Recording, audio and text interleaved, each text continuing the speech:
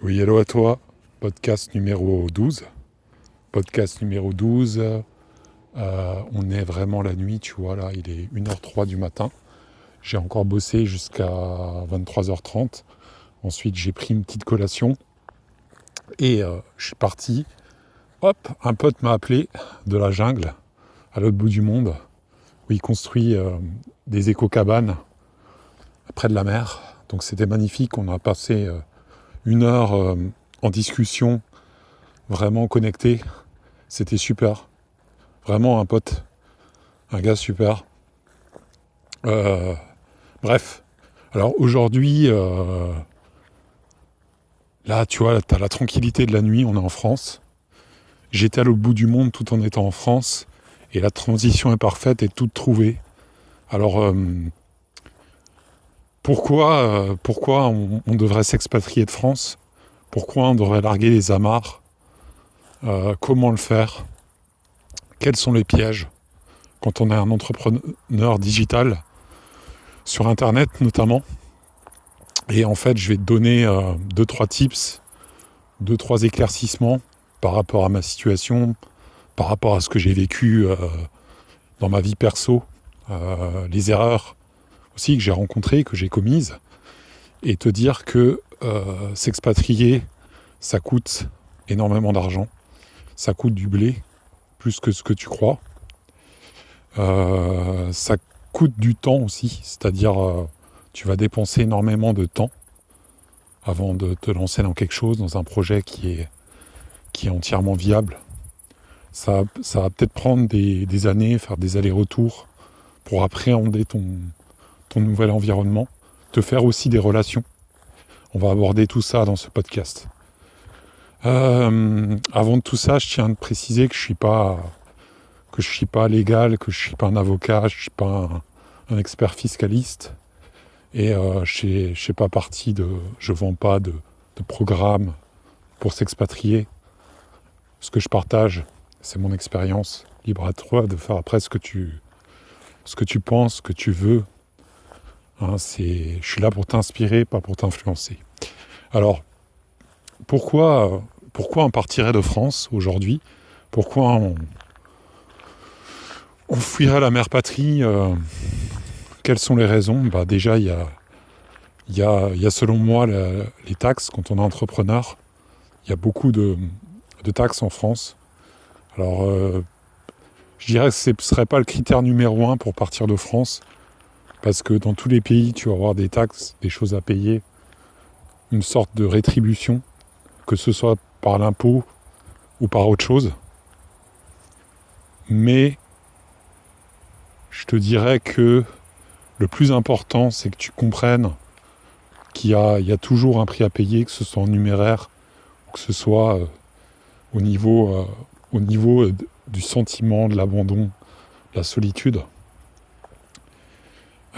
Mais la première raison, oui, ce serait les taxes, parce qu'en France, tu peux perdre plus de la moitié de ce que tu génères en bénéfices. Tu le redonnes à l'État, donc c'est sûr que c'est une motivation pour partir de France. La deuxième motivation, c'est le climat qui devient de plus en plus anxiogène. Bon, là, tu vois, je suis dans la campagne, c'est très paisible. Mais à côté de ça, si t'as pas une vie établie en France, si t'es comme moi, t'as beaucoup voyagé, t'es allé aux quatre coins du monde, t'as perdu les liens sociaux que t'avais en France et t'as du mal à reconnecter avec la France, parce que les gens, souvent, ils sont dans leur microcosme, c'est très fermé comme univers. Donc c'est difficile de refaire vraiment des amitiés. Donc du coup, t'es repoussé à partir. Tu vas, dans un avenir plus ou moins proche, repartir. Ça, c'est évident.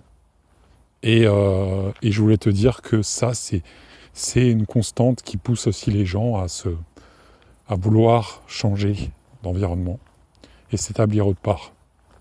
Donc, d'un côté, tu as la pression fiscale, de l'autre côté, tu as le climat qui n'est pas toujours aisé, surtout si tu es en campagne, je trouve, parce qu'en campagne, tu as l'avantage que c'est calme, mais si tu n'as pas de vie, de copines ou je sais pas, d'amis, Ici, c'est très très compliqué. Et souvent, quand tu approches de la quarantaine comme moi, tu verras que beaucoup de gens ont fait leur vie sans couple avec la femme et les enfants, et que toute la vie ici est basée sur ça.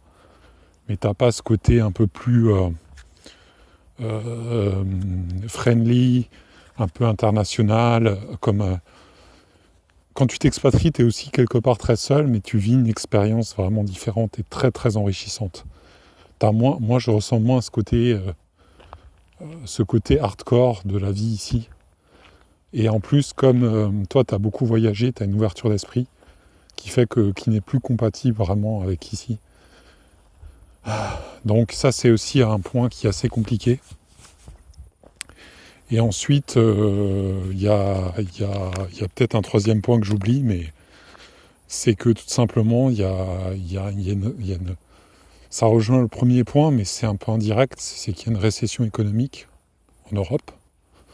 Tu me diras, dans le monde entier, c'est difficile économiquement aujourd'hui, mais particulièrement en Europe, il y a un truc qui se passe, où les prix augmentent, il y a une inflation, il y a des problèmes. Alors quand tu bosses sur Internet, tu as cet avantage de faire des revenus avec des clients à l'international et de pouvoir encaisser dans une devise forte.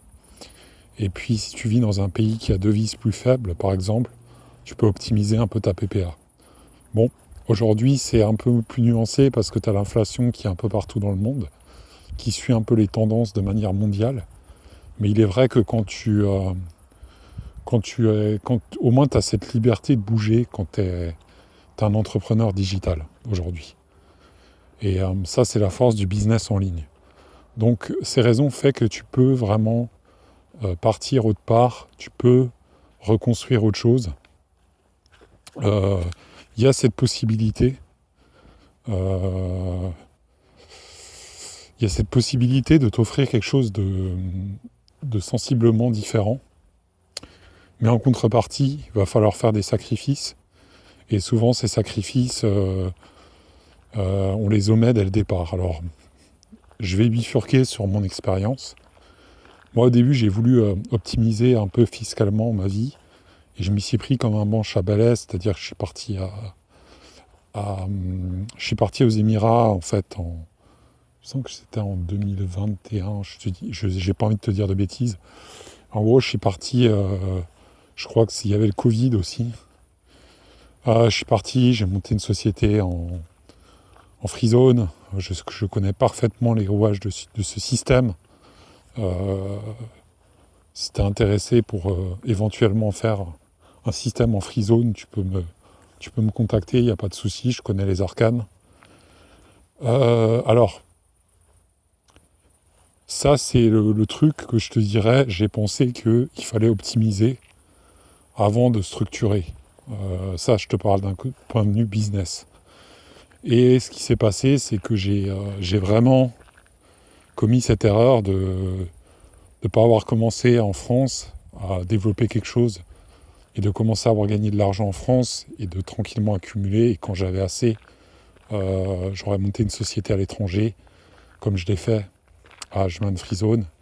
Et ensuite, j'aurais eu cette perspicacité de me dire oui, ça va beaucoup mieux. Maintenant que je suis bien établi, comment dire ça, je fais autre chose, quoi. Alors, ça c'est le premier point. Et le deuxième point, c'est que cette expatriation chez moi, elle n'est pas nouvelle. Moi, j'avais toujours le désir de partir de France. Mais ça a commencé un peu en 2017, je te dirais. À l'époque, où j'ai fait la résidence, où je me suis établi dans un pays avec une résidence permanente. Et j'ai pu vraiment établir des contacts profonds avec des gens dans ce pays et commencer à faire des interactions dans le pays. Et je te dirais, le truc le plus négligé quand on s'expatrie, on pense tout le temps qu'il faut du pognon, mais il ne faut pas que du pognon, à mon sens. Il faut 2 ingrédients. Il faut non seulement le pognon, mais il faut des relations. En fait, et ça va t'amener à faire plusieurs voyages, aider des gens, leur rendre service. Moi, des gens aujourd'hui que j'ai rendu service, aujourd'hui, c'est devenu des amis à l'étranger parce que ces gens-là, je les ai aidés pour des papiers et j'ai rien demandé. En plus, j'ai même pas demandé d'argent. J'ai vu des gens arriver comme ça, des nouveaux, et j'ai dit hop, je vais les aider à faire les papiers, les banques, tout ça, les comptes en banque. Et c'est bien sûr qu'on a lié des relations très très profondes, hyper profondes. Et aujourd'hui, tu vois, j'étais 1 heure avec ce gars de 60 ans qui est un pote. Et ça vaut de l'or. C'est des relations que tu pourras jamais casser parce que c'est des relations qui sont faites dans l'adversité, dans la difficulté. Tu as affronté justement les affres dans un pays où tout est compliqué et c'est pas la vie confortable en France. On te fait croire que tout est simple, que voilà, que tout est simple, que ça va aller et tout ça. Non, là, tu étais vraiment dans le dur. Tu as affronté, donc ça renforce le lien à 100 000%. Donc, l'erreur des gens, et l'erreur que j'ai faite, une erreur que j'ai faite, c'est, je te dirais, pas calculer le coût business. Moi, j'ai mal calculé le coût. Combien ça allait coûter. Par exemple, j'ai monté une infrastructure, pas offshore, mais en free zone. Et j'ai perdu 10 000 euros dans l'histoire. Alors que j'aurais dû peut-être me concentrer plus sur la création de contenu, plus sur le développement du business, le scaling à l'époque. Et j'ai pas assez fait ça. Et maintenant, j'ai perdu beaucoup de temps. Je rattrape le temps parce que, contrairement à ce qu'on pense, monter une activité sur Internet prend du temps. Créer du contenu, ça prend du temps. Automatiser, ça prend du temps. Tout prend du temps. Et ça, tu peux pas l'acheter forcément au début quand tu n'as pas beaucoup d'argent. C'est-à-dire qu'au début, tu es coincé. Tu peux pas acheter le temps avec l'argent. Voilà, donc ça met ça demande beaucoup de patience au départ. C'était l'erreur. Et après, l'erreur des autres personnes, que moi, j'ai pas commise, c'est une fois sur place, les gens checkent le pays, regardent vite fait et repartent. Font un papier et se cassent. Et là, du coup, ils font pas de relation. Ils n'ancrent pas leur projet d'expatriation dans le pays en question. Ce qui fait que ils vont rester seuls comme des cons et critiquer, râler, alors que justement le but, c'est vraiment s'ancrer, développer quelque chose avec des gens en interaction et voilà, et puis se mettre au diapason de leur réalité. Et ça arrive à beaucoup de Français notamment, qui ont cette mentalité parfois un peu égoïste, qui vont pas vers les autres et qui veulent pas se mélanger. Et ça, c'est compliqué. Parce que vivre enfermé entre ces 4 murs, si tu es à l'étranger, c'est pas top. C'est pas top. Faut s'ouvrir. Faut s'ouvrir et ça, souvent, c'est là où ça bloque. Et moi, je l'ai remarqué plusieurs fois quand j'ai eu l'occasion de voyager. C'est une erreur. C'est une erreur que font beaucoup de personnes. Ensuite, il y a ces 2 facteurs. Le facteur financier, le facteur lien social. Et pour enfoncer le clou, je vais même aller plus loin. Qu'est-ce que tu gagnes à t'expatrier et qu'est-ce que tu perds ? Souvent, ce que les gens perdent en s'expatriant, en allant dans un autre pays, ils vont perdre tout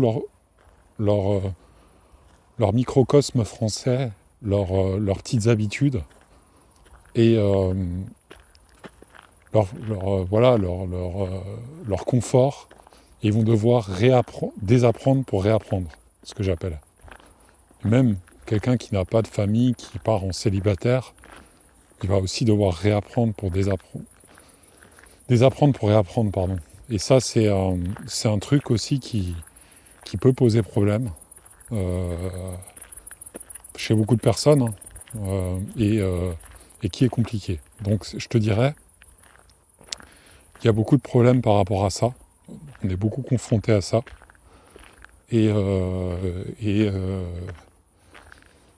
Et voilà, donc du coup c'est compliqué. C'est c'est apprendre des nouveaux mécanismes, des nouvelles manières de faire, puisque en France, tu es plongé dans un égrégore où c'est minoritaire. Et tu remarqueras, le monde entier ne marche pas comme la France. La France a vraiment une manière de fonctionner qui est très très spéciale vis-à-vis du reste du monde. Ensuite, je te dirais, il y a aussi ce côté, pour terminer ce podcast, et tu vois là, on est déjà à 15 minutes 27, si je ne me trompe pas. On a 5 minutes encore. Pour terminer ce podcast, je te dirais, les plus grosses erreurs, souvent, c'est de picorer ensuite, c'est d'aller d'un pays à l'autre insatisfait. Et moi, je l'ai fait un peu pendant des années, cette erreur. Mais je dirais que ça sert à rien. À un moment, il faut choisir et essayer de s'établir dans le pays dans lequel tu es, essayer de construire quelque chose. Et c'est là où ça m'amène de la digitalisation vers le business en physique. À un moment, la digitalisation a un très bon côté. Elle te permet de ne pas dépendre uniquement de clients locaux, d'être libre un peu géographiquement dans ton activité. Par contre, ce qu'elle te propose pas en échange, et elle t'isole en fait du lien social, de la relation vraiment que tu as sur place avec les personnes. Donc moi je te dirais, si tu développes une compétence dans une niche, sur internet, par exemple, toi tu es un expert en produits de beauté, tu vas développer une boutique de produits de beauté dans le pays dans lequel tu es localisé ensuite et ça te permettra aussi d'être connecté à ce climat local et de créer quelque chose, un lien réel dans l'économie et d'être mieux intégré dans la société, dans le nouveau pays dans lequel tu vis. Donc tu vois, te servir de la digitalisation comme levier et ensuite t'épanouir plus dans quelque chose de physique, même s'il y a des contraintes. C'est pas tous les jours facile, mais ça te permet aussi d'interagir avec les personnes et de pas de rester dans ton coin avec un laptop dans les Starbucks ou alors aller dans les malls bosser, tu vois. Ou chez toi et ne pas parler aux locaux, parler à personne. Là aussi, c'est chiant et ça te nourrit pas au final. En fait, t'as pas cette nourriture. Donc pour résumer, je te dirais, s'expatrier comporte de nombreux pièges. Il y a beaucoup de personnes qui s'expatrient juste pour la fiscalité. Déjà, je pense que c'est juste un angle. C'est pas une finalité. D'accord ? Tu vas pas t'expatrier juste pour la fiscalité. La pression fiscale, c'est une réalité, mais il faut que ça devienne aussi un choix réfléchi. Ensuite, il y a tout ce qui est climat en France qui devient plus vraiment vivable, surtout en ville. Il y a beaucoup de problèmes. Et même si tu es en campagne, le lien social en France, il a été morcelé, délité. Donc, je te dirais, moi, c'est surtout sur cet aspect-là qu'il faut que ça me motive personnellement.